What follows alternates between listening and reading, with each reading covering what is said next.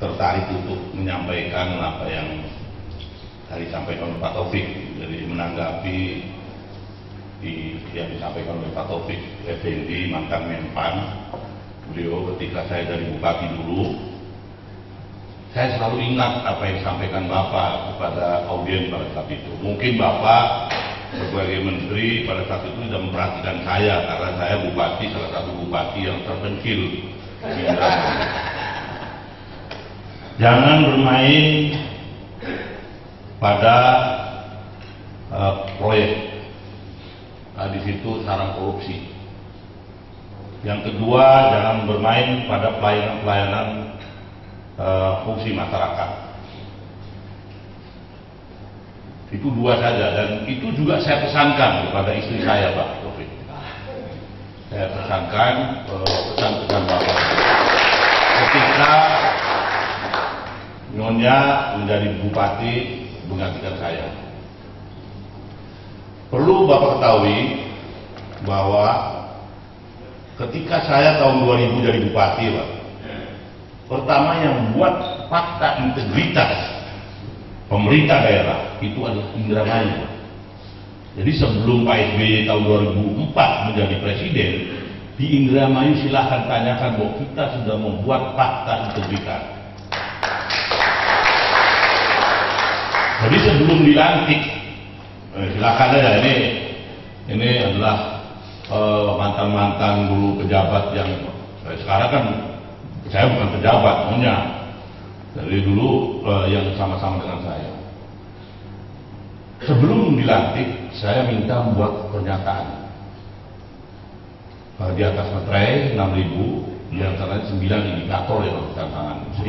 Di antaranya adalah tidak boleh melakukan tindak pidana korupsi. Dulu tahun 2000, Pak. Perlu Pak Noman juga tahu. Di sini sumpahnya bukan formalitas di Indramayu. Sumpah pejabat itu bukan hanya sekedar satu Al-Quran, kemudian yang lain tidak memegang Al-Quran. Jadi di belakang pun di kita ini Al-Qurannya satu-satu, Pak. Jadi Al-Quran itu di atas satu-satu di kita ini.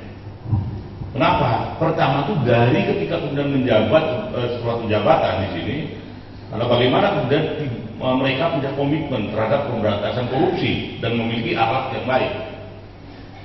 Nah, visi saya adalah Indramayu remaja, Indramayu religius, maju, mandiri, dan sejahtera. Misinya adalah meningkatkan kualitas sumber daya manusia berbasis agama dan budaya. Maaf ini, kalau tadi pada saat kita makan bersama, Pak Harun Al-Rasyid, mantan Wagub, mantan Gubernur NTB, nyinggung, tapi dulu pejabat-pejabat Jakarta itu banyak simpenannya di Indramayu. Nah, itulah latar belakang itulah yang membuat kami punya komitmen visi Indramayu remaja. Sebelum belajar, sebelum bekerja harus membaca Al-Quran 15 menit. Sampai sekarang harus membaca Al-Quran 15 menit. Pada tahun kemarin sudah dicanangkan bahwa kita membaca Al-Quran sambil pemahaman isi kandungan Al-Quran. Bukan berarti kita memunculkan bagaimana kemudian agama Islam menjadi satu-satunya, tidak. Semua agama harus diperlakukan dengan baik. Tidak ada agama itu mengajarkan tidak baik. Semua mengajarkan baik. Saya yakin bahwa agama Hindu, agama segala macam itu pasti mengajarkan yang baik. Tidak akan mungkin mengajarkan tidak baik. Makanya pemahaman tentang agama itu dijalankan sesuai dengan syariatnya. Nah, disinilah kita lakukan. Betul tadi yang disampaikan Pak Taufik Effendi bahwa tugas utama kita adalah mensejahterakan rakyat. Tapi Bapak juga harus perhatikan, dulu Pak, ketika pertama saya jadi bupati, ada semacam saya memberikan kesejahteraan kepada PNS bagi yang purna bakti 10 kali gaji. Kenapa saya katakan begitu? Ini pengalaman nih, karena Pak Taufik sebagai Menpan dulu, mereka pensiun Tidak ada penghargaan dari pemerintah loh. Yang ada itu taspen milik, ya kan baru juga pensiun juga paling dapat taspen. Itu adalah milik dirinya sendiri, tabungan dari para pegawai. Tidak ada penghargaan berupa materi dari pemerintah selama 35 tahun menjabat menjadi pegawai negeri sipil. Ketika otonomi daerah, saya berinisiatif untuk memberikan tunjangan kadede lah, kalau orang Sunda kadede 10 kali gaji kepada para pegawai negeri sipil. BPK melarang, Pak, tidak diperkenankan. Nah, cuman bagaimana cara saya untuk memberikan penghargaan kepada para pegawai negeri sipil? Akhirnya saya berikan tunjangan daerah. Saya naikkan tunjangan daerah yang tadinya 150 per bulan. Saya naikkan 250, tolong 50-nya iuran ke Korpri. Nah, ketua Korprinya sekarang jadi wakil bupati dulu, Sekda. Itu tunjangan iuran. Saya hitung kalau 16.400 pegawai. Nah, kemudian 50.000 itu 810 juta tiap bulan yang terkumpul dananya untuk memberikan kadede kepada mereka yang purna bakti. Sekarang itu 15 juta diberikan kepada para purna bakti itu. Itu penghargaan kami. Nah ini, maksud saya kesejahteraan itu udah kita proteksi. Kejadian lagi, Pak. Saya memberikan bantuan terjadi bencana alam di Indramayu. Pada saat itu saya disalahkan oleh BPK. Bapak berapa menggunakan dana tersangka waktu itu, kemudian belum ada pengesahan dari DLPD segala macam, bisa disalahkan bencana alam. Saya bilang Anda ini sudah menuduh saya korupsi. Saya tahu itu. Maaf, saya bilang saya bisa berani semacam itu, dan saya tidak mau menandatangani laporan hasil pemeriksaan. Kalau Bapak tidak mau tanda tangan, silakan buat pernyataan di atas materai bahwa Bapak tidak mau tanda tangan. Akhirnya benturanlah terjadi pada saat itu. Saya mengusir BPK, petugas BPK. Nah, waktu itu masih Pak Dhani tahun 2006. Pak Dhani telepon, "Nih, Pak RT kok berani benar nih, saya gubernur aja nggak berani, apalagi bupati." Saya bilang, saya bicara kebenaran, Pak Gubernur. Saya bicara kebenaran. Nah, pada akhirnya bagaimana saya harus membantu rakyat saya? Karena di sisi lain saya dipilih oleh rakyat. Saya pejabat publik, ya, harus menyelamatkan rakyat. Maka dibentuklah Yayasan Gempur Gakin. Yayasan Gempur Gakin itu adalah singkatan Gerakan Masyarakat Peduli Rakyat dan Keluarga Miskin. Gempur Gakin. Dana kita sekarang Yayasan Gempur Gakin itu punya 15 miliar. Tugasnya apa? Tugasnya adalah memproteksi di bidang pendidikan dan kesehatan. Memproteksi itu. Jadi kalau di sini puskesmas itu gratis, Pak. Jadi kaya miskin itu gratis di Kabupaten Indramayu. Kemudian dirujuk ke rumah sakit menjadi campur tangan yayasan. Yayasan. Kenapa yayasan? Kenapa saya bentuk yayasan? Siapapun bupatinya dalam krisis politik apapun atau krisis ekonomi, rakyat jangan dikorbankan. Yayasan bertanggung jawab. Itu sudah berjalan, Pak. Jadi apa yang tadi disampaikan oleh Pak Tobik, tujuan kita, tujuan akhir adalah bagaimana mensejahterakan rakyat. Itulah yang kami lakukan. Jadi proteksi kemiskinan di Kabupaten Indramayu ada 4. Yayasan Gempur Gakin, CSR, dan BAD, dan APBD. Jadi APBD itu yang terakhir. BAD, Badan Amil Zakat, kita kerahkan bagaimana zakat berjalan. Dan itu uangnya di setiap kecamatan ada, tapi uangnya biarnya di kecamatan. Camat yang bertanggung jawab, hanya laporan angka keuangan itu ke Badan Kabupaten. Tujuannya agar segera cepat menangani masalah-masalah kemiskinan di daerahnya. Berapa rumah yang sudah dibuat oleh BAD untuk orang miskin? Sudah 1.200 rumah. Itu bukan orang kaya yang kami bikin. Orang kaya mau hidup mau enggak ada urusan dengan saya. Yang saya pikirkan adalah orang miskin. gempur gaji, jangan sampai kita menurunkan keturunan kemiskinan, menurunkan kemiskinan, ada turunan kemiskinan dari masyarakat Indramayu. Mereka harus dibiayai sekolahnya, mereka harus dibiayai kesehatannya, sampai kemudian yang nunggu saja dibiayai oleh yayasan. Misalnya dibawa ke Hotel Sadikin. Coba masih banyak ini kalau bicara Jamkesmas. Ini masih banyak yang belum tercover, Pak. Berapa Pak Sekda? Dari angka kemiskinan 100 berapa? 162 ribu.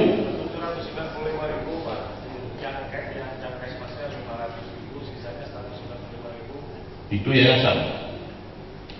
Dan Jamkesmas sendiri kadang-kadang untuk pengobatan, obat segala macam nggak tercover.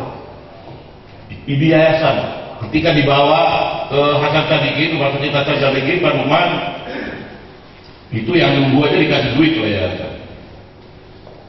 Itu diproteksi semacam itu. Nah, banyak hal-hal yang bagaimana kemudian kita memproteksi, termasuk perizinan. Ketika Bapak dulu memberikan penghargaan di Istana Negara, dan saya diundang di Surabaya, di pembicaranya Profesor Nuh, sekarang Mendiknas, acara Bapak, karena saya diundang ke Surabaya karena saya mendapatkan penghargaan dari Bapak pada saat itu. Saya diundang untuk diberikan contoh bahwa Jawa Barat ini adalah Indramayu. Kepala Dinas Perizinannya ada, Pak. Disitulah kemudian kami membentuk badan penanaman modal yang satu atap, dan sekarang badan perizinan ya. Jadi Kepala Dinas Perizinan sudah ada target, ini sekian hari biayanya sekian, yaitu bisa diakses melalui internet. Jadi sudah tidak ada lagi hambatan. Nah, kalaupun misalnya ada permainan di perizinan, itu kelakuannya kepala dinas, itu saya bertanggung jawab. Ya itu udah resiko sumpah jabatan. Jadi kalau apa-apa tanggung jawab akhiratnya yang bersangkutan. Ya sudah melakukan terobosan-terobosan semacam itu. Tapi pesan-pesan Bapak pada saat itu sudah kami lakukan di Indramayu. Jadi sampai sekarang malah ditingkatkan setelah maunya ini. Sebelum disumpah jabatan akan mengawal jabatan harus ada ceramah dulu dari ulama. Ceramah dulu dari ulama tentang bagaimana sumpah itu, Quran itu nggak boleh main-main, kitab suci itu tidak boleh main-main, itu diceramahi dulu gitu. Inilah kenapa. Jadi bicara masalah korupsi, masalah komitmen, Pak. Jadi masalah komitmen kita. Makanya kalau saya ditekan oleh anggota DPRD Kabupaten Indramayu untuk mengalokasikan dana-dana non-impossible, yang dana-dana impossible, maaf, lebih baik saya mundur daripada bupati pada saat itu. Anda silakan berhadapan dengan rakyat. Saya akan begitu. Dan alhamdulillah di Indramayu tidak terjadi apa-apa. Dan alhamdulillah saya 10 tahun juga selamat. Nah ini, dan kenapa kemudiannya? Maaf Pak, bukan kehendak saya. Saya kumpulkan para ulama, tokoh-tokoh masyarakat, saya kumpulkan di pendopo itu. Karena ini Indramayu bukan milik saya, bukan milik keluarga saya. Ayo kita bicara tentang masa depan Indramayu ke depan, supaya dipegang oleh orang yang bertanggung jawab. Mereka tolong Pak, ini karena kulturnya belum berjalan. Kalau Bapak berakhir maka tolong izinkan Ibu. Ini menurut Anda atau menurut rakyat? Saya bilang, rakyat yang bicara semacam itu. Kalau tidak Ibu, anak Bapak, anak saya umur 27 tahun, nggak tinggal saya. Nah, Ibu rumah tangga, kan rumahnya yang biasa bikin air aja, sekarang sudah jadi bupati. Tapi rakyat menghendaki begitu. Dan nyatanya 6 paket calon, satu kali putaran, dan kita memperoleh 61 sekian persen. Itu rakyat yang menghendaki, bukan kami, Pak. Jadi itu jadi jangan sampai kemudian dituduh oleh pemerintah pusat bahwa saya membentuk kerajaan kecil. Enggak. Capek saya juga nggak diurusin Pak pagi-pagi itu. Kalau saya masih enak-enak tidur gitu, ini minum susu cepat, katanya saya mau berangkat. Waduh, gimana dibentak-bentak saya. Jadi hal-hal semacam itu. Jadi tapi tidak apa-apa. Nah, kemudian saya maaf, karena dari dulu Golkar itu yang buat itu Pak Harun Rasid, Pak Taufik Effendi, artinya dulu ABG, ABRI, TNI, birokrasi. Kalau saya ini warga negara kelas 3 dulu, boro-boro bisa jadi ketua Golkar. Cuman saya ngikutin bapak ninggalin saya. Gitu. Kalau Rasid yang dulu nikmati zaman Orde Baru kan, dari gubernur, sekarang dia ke Gerindra. Pak Taufik, ya nggak tahu, Pak Nukman dari dulu P3 itu. Tapi kalau bilang riwayat ayah saya dulu dengan Pak Nukman, riwayat saya dulu. Dari tokoh Masumi segala macam, PUI, ya. Dan Nyonya satu paham itu orang Nahdiyin sama Nyonya itu. Jadi maaf, jadi begitu. Kemudian saya sudah masuk Golkar. Jadi kalau kemudian sekarang saya kemudian terpilih di Jawa Barat, aklamasi Pak. Maaf. Di Jawa Barat itu 30 suara aklamasi memilih saya di Jawa Barat. Karena mungkin pengen seperti drama itu kan, orang Garut, orang Sukabumi segala macam pengen saya terpilih aklamasi di sana. Nah, saya terpilih lah. Walaupun Pak Abu Rijal waktu itu juga ragu-ragu karena saya mendukung Surya Paloh, bukan Abu Rijal. Ya ini terang-terangan aja, maaf. Ya. Tapi kalau kemudian sekarang terpilih sebagai ketua umum, udah saya jadi ketua Golkar Jawa Barat, ya saya ada patuh juga, Ibu ya. Jadi saya patuh juga. Nggak lari ke Nasdem. Nah, enggak, Nasgor aja kita. Nasional Golkar gitu. Jadi itu Pak Taufik, terima kasih nasihat saran yang Bapak berikan kepada kami. Itu tolong menjadi pegangan kita semuanya. Di sini ada kepala dinas dan kepala camat dan anggota dewan. Mudah-mudahan pengganti saya ini juga tetap berpegang teguh terhadap komitmen yang sudah kami lakukan selama 10 tahun. Terus berjuang untuk kepentingan itu. Dan mohon maaf nih kalau kemudian saya ikut bicara, termasuk juga masalah pegawai, Pak. Tolong Pak, pada Bapak sebagai mantan Menpan, kita ini pegawai selalu kurang. Pada kondisi normal kita tidak pernah zero untuk guru dan tenaga kesehatan. Apalagi kalau di moratorium. Jadi kadang-kadang aneh kalau kemudian pemerintah pusat ini moratorium pegawai kebanyakan karena APBD terserah untuk belanja tidak langsung, belanja pegawai. Yang salah itu bukan kita Pak, kita ini daerah ini tidak punya NIP, tidak punya gaji. Kenapa pada saat itu suruh diangkat jadi pegawai dari sukuan berapa? 5.000 pada 6.000 itu Pak Wabung. 5.400. Diangkat sukuan itu menjadi pegawai, kemudian penerimaan pegawai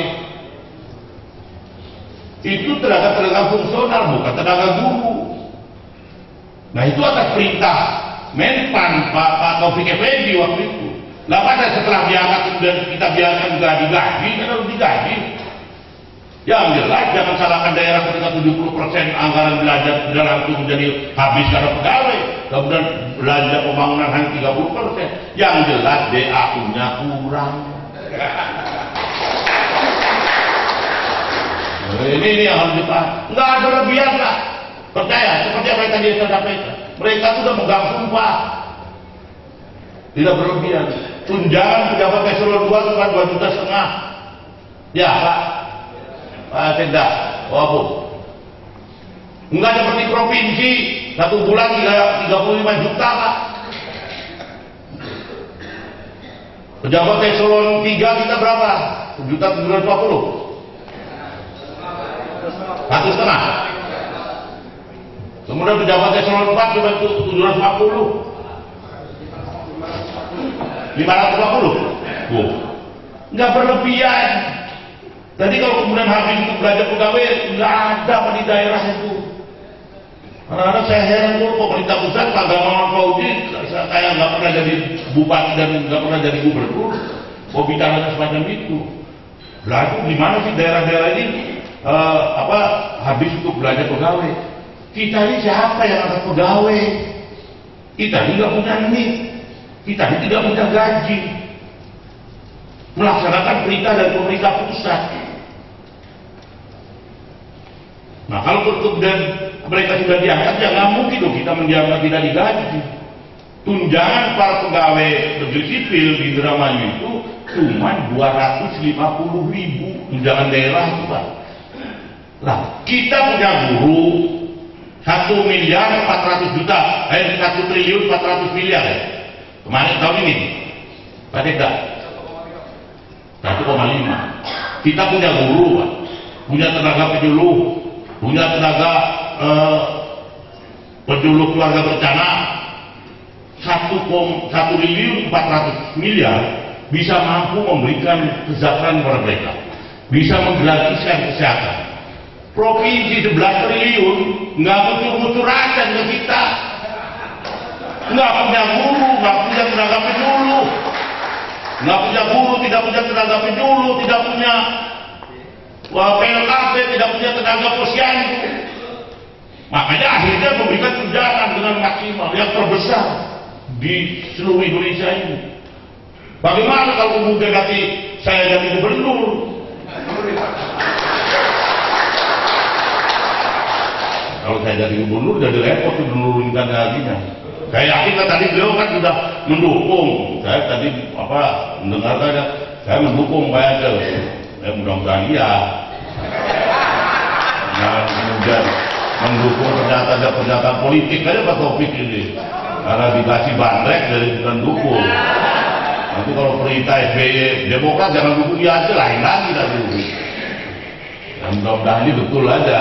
Jadi nanti Pak Harun Al-Rasyid dan Gerindra ngomong gitu. Pak Rahadi Jakaria teman saya, dulu atasan saya itu beliau waktu saya jadi wartawan. Jadi saya juga wartawan, Pak saya jadi wartawan itu redakturnya.